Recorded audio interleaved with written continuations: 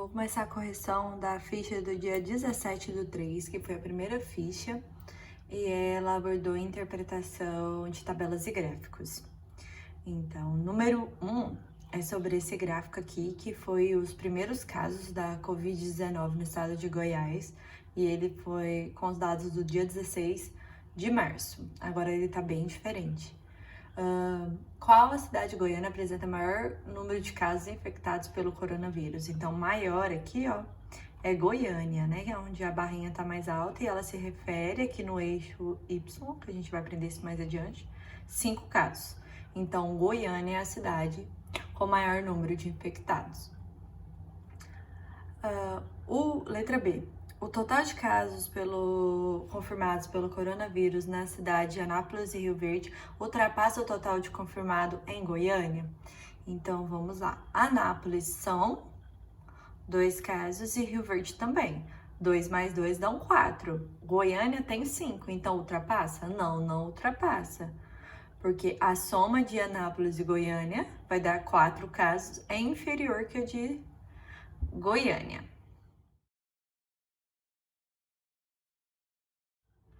Questão de número 2. Questão de número 2 é referente a esse gráfico aqui. Então, a primeira pergunta é: qual país apresenta maior número de casos confirmados? Então, o país que apresenta maior número de casos confirmados, então vocês têm que olhar aqui pela curva.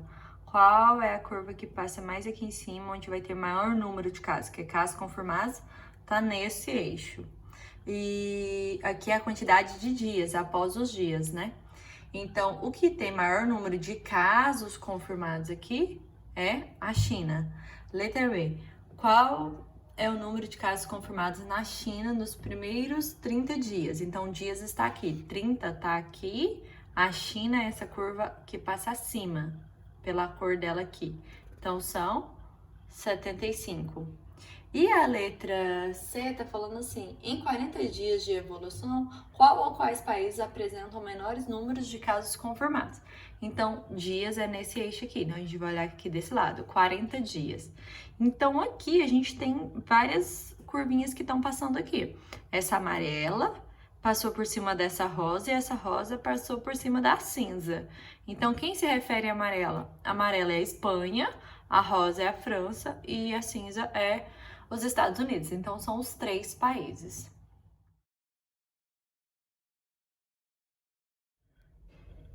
Questão de número 3.